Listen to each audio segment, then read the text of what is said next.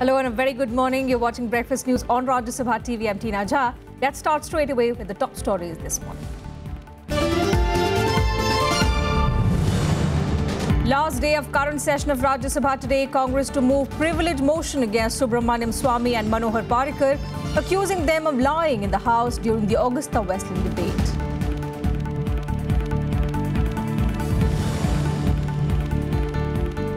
Supreme Court to hear rebel Uttarakhand MLAs plea against disqualification. Chief Minister Harish Rawat meets Sonia Gandhi in Delhi, rules out snap votes.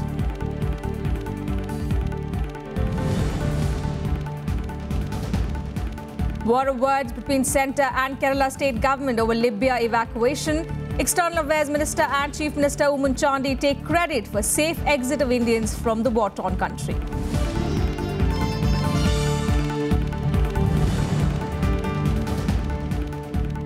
Enforcement Directorate asks Interpol to issue red corner notice to extradite businessman Vijay Mallya.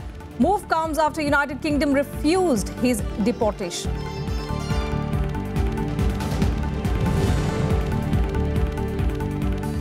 And former Vice President of Brazil, Michel Temer, takes charge as interim president after Dilma Rousseff's suspension.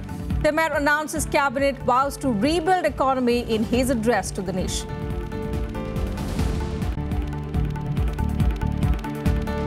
Starting with news from the Parliament first, it's the last day of the current session of the Rajya Sabha today.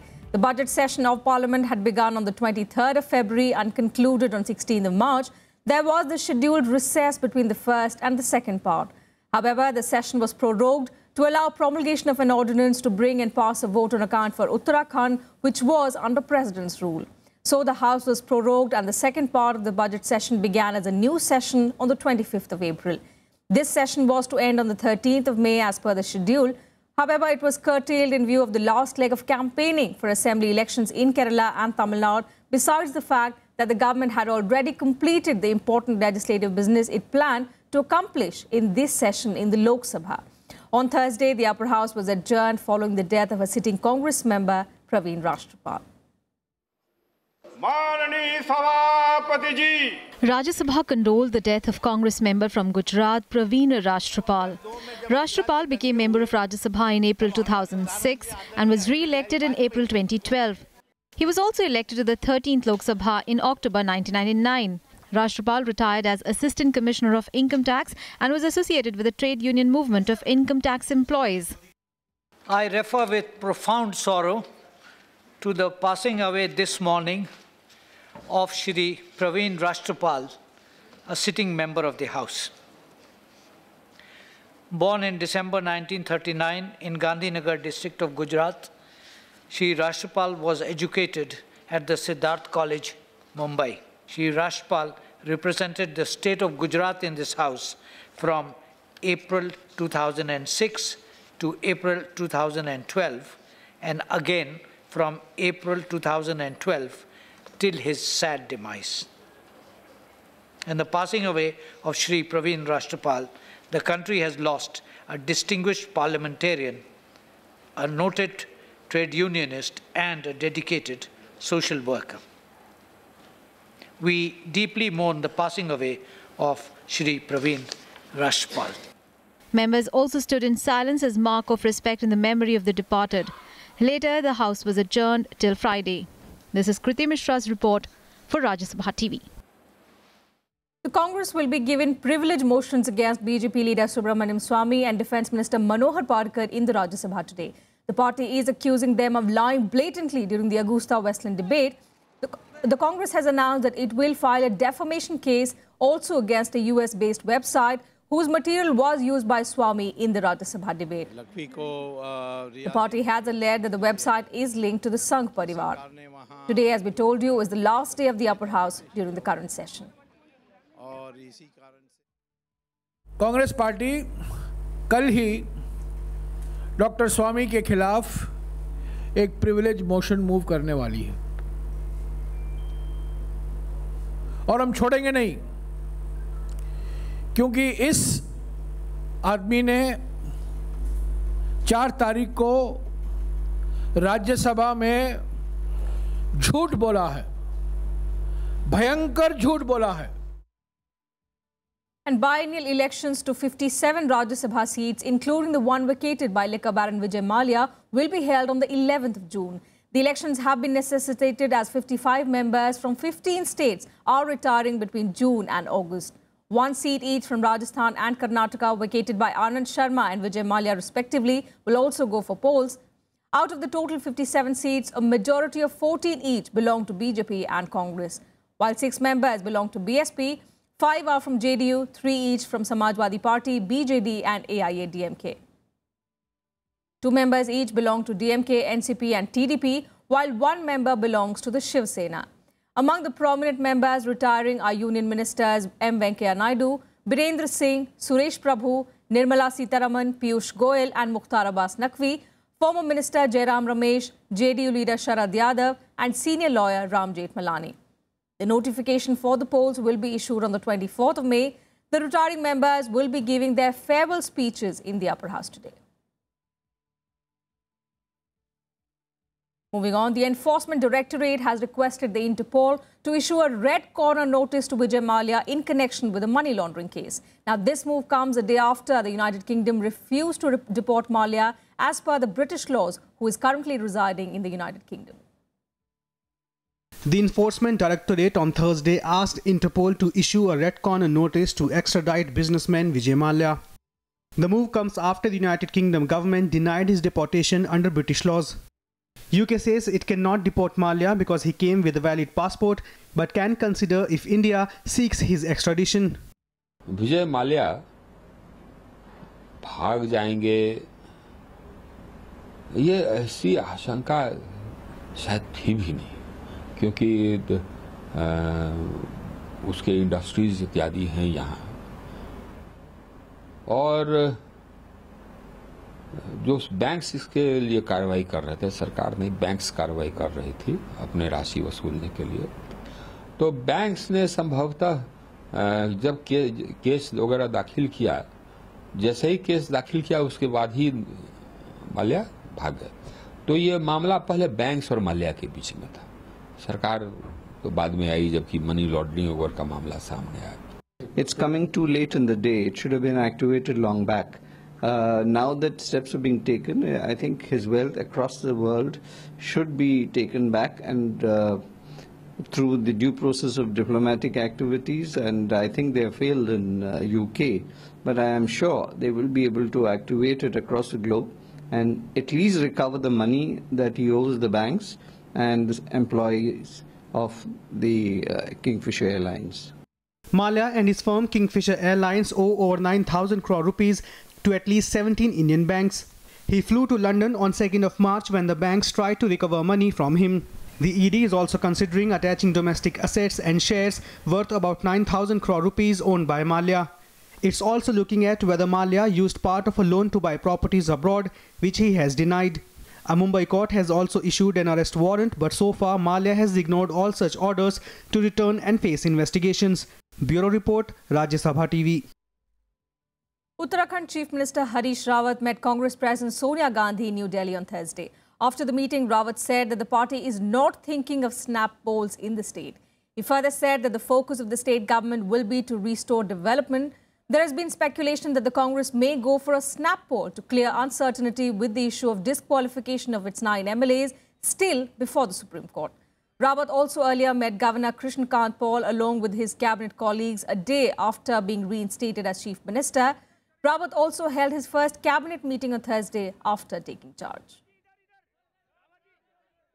Developmental strike को एक झटका लगा है, हमको फिर से वहाँ के डेवलपमेंट को, सारे मोमेंटम को, विकास के मोमेंटम को पटरी पर लाना है, और हमारे सामने इस समय हमारी कैबिनेट के सामने भी, गवर्नमेंट के सामने भी सबसे बड़ी प्राथमिकता यही है और हम उसी पर फोकस बनाए हुए हैं.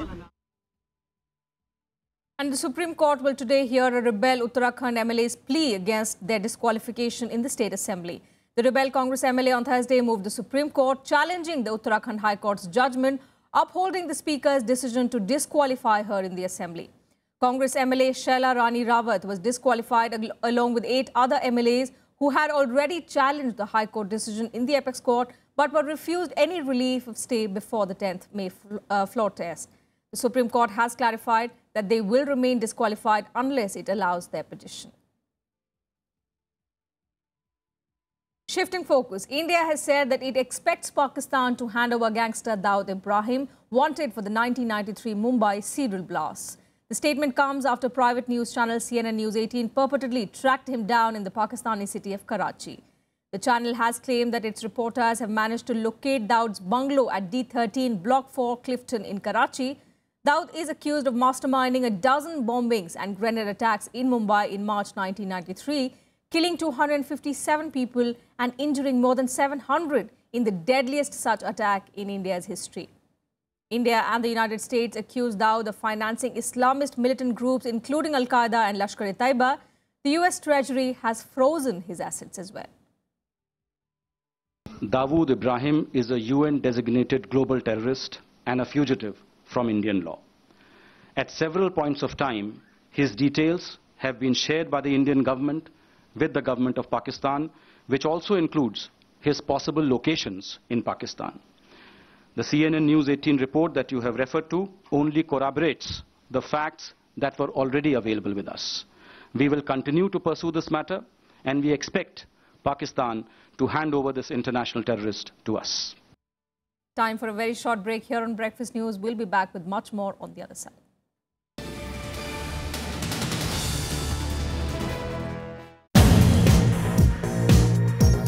Translation means converting knowledge into products useful for improving the quality of life.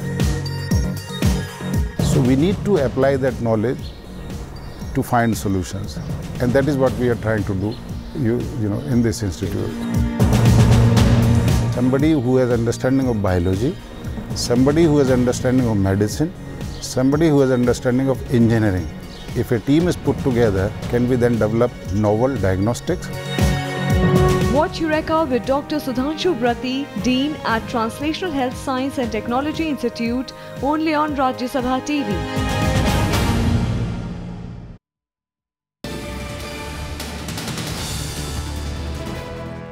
Thanks for staying with us on Breakfast News. 29 Indians, including 6 families from Kerala and 3 from Tamil Nadu, returned home after being evacuated from Libya. The rescued Indians landed at the Kochi International Airport on Thursday. Family members were present to receive them when they arrived in Kerala. Several of those evacuated were working in Zavia Hospital in Libya's Sabrata city. Their families urged the Indian government to evacuate them after a nurse and her son from Kerala died in a shelling at their house in March this year. Libya has been torn apart among rival militias, tribes, governments and parliaments since the political turmoil that overthrew Muammar Gaddafi 5 years ago to build a power base backed by rebellions. The situation is getting very worse, but some areas it was far better.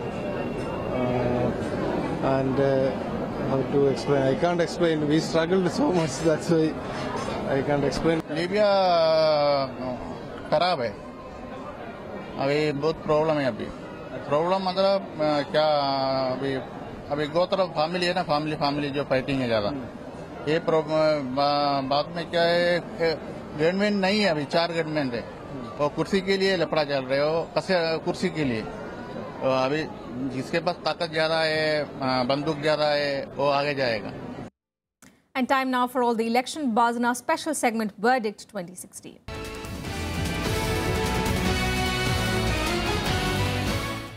In an escalating war of words between the centre and the Kerala government, External Affairs Minister Sushma Swaraj has hit out at Kerala Chief Minister Oommen Chandy. In a series of tweets, Swaraj credited the centre for evacuating Indians, including Keralites from the war-torn regions outside the country. Chandy had raised objections to Prime Minister Narendra Modi's speech in Kerala, where the Prime Minister had said that the centre had saved people and evacuated families from Libya. It was thanks to the embassy's intervention that their salaries were paid and their exit visas were issued, and they were able to safely return to India today by commercial airlines. As External Affairs Minister had also tweeted, this is our pious duty towards our citizens. And earlier in the day as well, Chandy slammed Prime Minister Modi and urged him to correct his statement that the infant mortality rate among scheduled tribes in Kerala is worse than that of Somalia. At a press conference held in Kochi, the Chief Minister said the Prime Minister's statement was inaccurate, but he has maintained silence on that issue so far. അതെല്ലാം ഒരു നിമിഷം കൊണ്ട് രാജ്യത്തിന്റെ പ്രധാനമന്ത്രി തട്ടിത്തെറിപ്പിച്ചിരിക്കുകയാണ്. അത് തെറ്റാണ്, തെറ്റ് പറ്റിയതാണ് എന്ന് പറഞ്ഞിട്ടും അതിനെ നിഷേധിക്കാനോ അല്ലെങ്കിൽ അത് തെറ്റായിട്ട് ഉദ്ധരിച്ചതാണ് എന്ന് പറയാനോ തയ്യാറാകാതെ അദ്ദേഹം പിന്മാറിയിരിക്കുകയാണ്. ഇത് വളരെ ഗൗരവത്തോടു കൂടിയാണ് കേരള ഗവൺമെന്റ് കാണുന്നത്.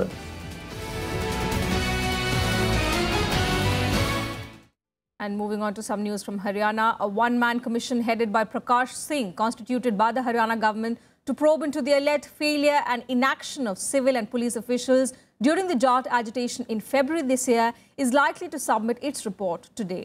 The report is expected to be submitted to the Chief Minister. Haryana had turned violent, resulting in losses of hundreds of crore rupees.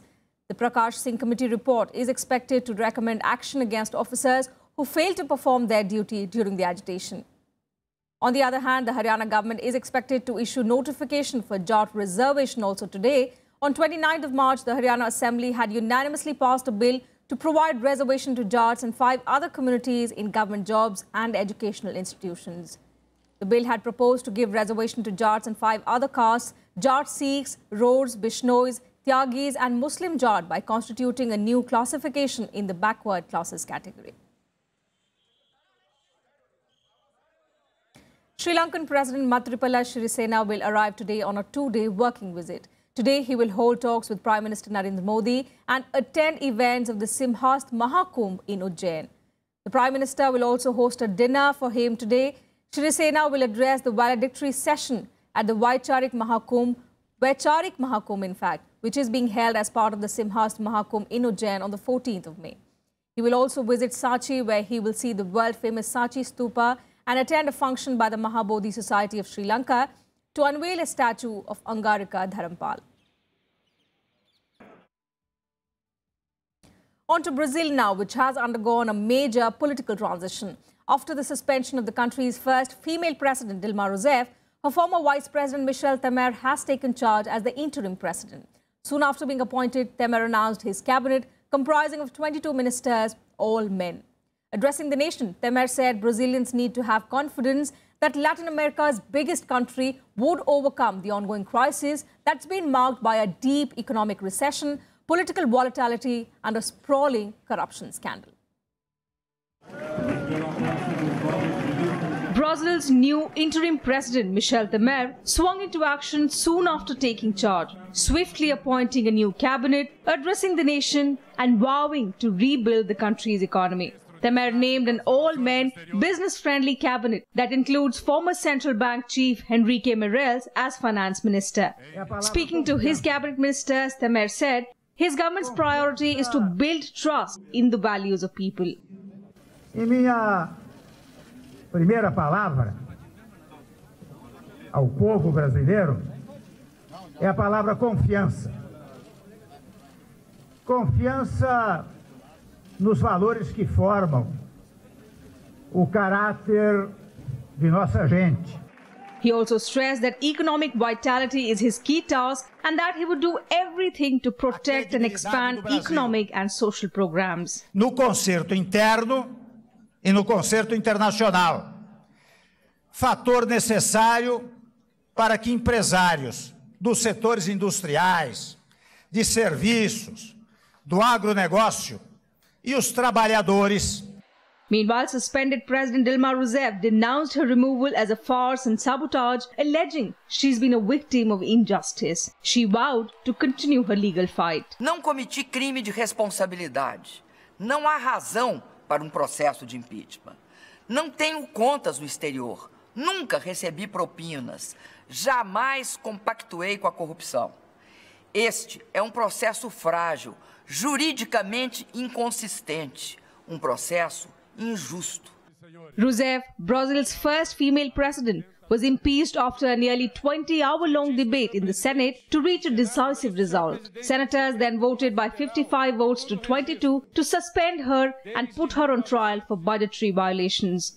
She was immediately replaced by her former Vice President Michel Temer, who will hold charge for up to 180 days, the maximum time allowed for the impeachment trial of Dilma Rousseff. But analysts say Temer's popularity ratings are as bad as Rousseff's and he faces many challenges. Brazil at this point is suffering from its worst recession in 10 years. Inflation is at a 12-year high and unemployment has gone up drastically. Also, the political turmoil could have an adverse effect on the Rio Olympics, as a new committee will now take over the management of games. Bureau Report, Rajya Sabha TV. And 4 suspected bomb makers were killed and 17 people wounded on Thursday evening when an explosion ripped through a village in southeast Turkey. 5 military personnel and 3 civilians were also injured, 1 seriously. No group has claimed responsibility so far for the attack. However, the attackers are believed to be part of the Kurdistan Workers' Party. A massive crater was caused by the explosion in the field. Electricity in parts of the affected areas had been cut and homes near the blast site have suffered huge damages. The blast followed a car bomb attack near a military facility earlier in the day in an Istanbul suburb that wounded at least 7 people. Turkey has been hit by a series of bombings this year, including 2 suicide attacks in tourist areas of Istanbul claimed by Islamic State and 2 car bombings in capital Ankara, which killed a total of 66 people and were claimed by a Kurdistan Workers' Party. And some more international stories in this quick world wrap. 4 members of military forces loyal to Libya's new UN-backed unity government have been killed and 30 wounded in clashes with Islamic State insurgents near the western Libyan city of Misrata on Thursday. Islamic State controls a strip of more than 250 kilometers of Libya's central Mediterranean coastline, from which it has launched attacks to the east, west, as well as the south.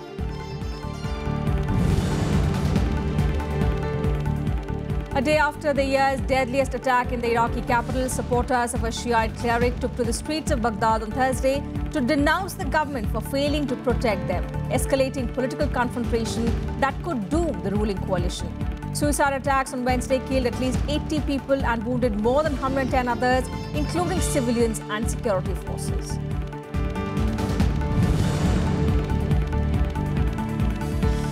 The U.S. Navy has fired the commander of the 10 U.S. sailors who in January entered Iranian territorial waters and were briefly detained. In a statement, the U.S. Navy said it had lost confidence in Eric Rush, who was in charge of a riverine squadron at the time of the incident in the Gulf. The sailors were released after intense diplomacy between U.S. Secretary of State John Kerry and senior Iranian officials.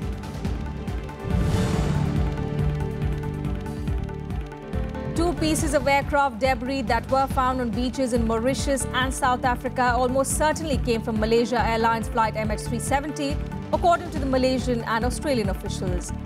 5 pieces of debris were confirmed as definitely or probably from the plane. The aircraft mysteriously disappeared more than 2 years ago, with 239 people on board, and is presumed to have crashed into the sea.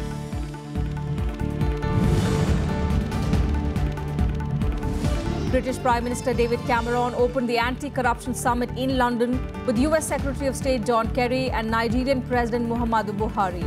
Foreign firms that own property in the UK will have to declare their assets publicly in a bid to stamp out money laundering, and the companies will have to be on a new register if they hold property or want to compete for government contracts. A look now at all the sporting action this morning in SportsBeat. The uncertainty over whether 2-time Olympic medalist Sushil Kumar will represent India in Rio Games has increased. The Indian Olympic Association has received the list of probables from the Wrestling Federation of India, in which Sushil Kumar's name was not mentioned. On the other hand, Narsingh Yadav's name has been added in the list for 74 freestyle category.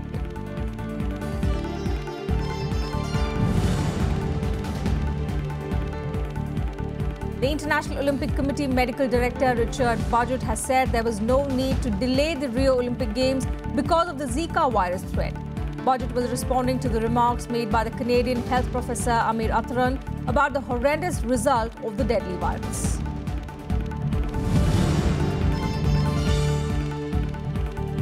Canadian Soccer Association President Victor Montagliani was elected CONCACAF President on Thursday, beating out FIFA Appeals Panel Chairman Larry Musenden 25-16 in a vote at the FIFA Congress in Mexico City. Montagliani is the third CONCACAF President in a year. He will be tasked with leading the confederation as it tries to recover from corruption and scandal that it was rocked by last year. Everton sacked their manager Roberto Martinez on Thursday after a poor season which has left them languishing in 12th place in the Premier League. The team reached the semi-finals of the League Cup and FA Cup, but Martinez's side have underperformed in the league despite boasting a squad many regard as Everton's best for years.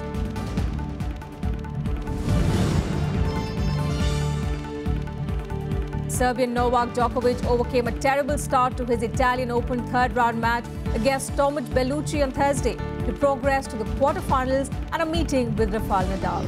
The top seed failed to win a game in the first set, winning just 8 points, but came back to win 0-6, 6-3, 6-2 against the unseeded Brazilian.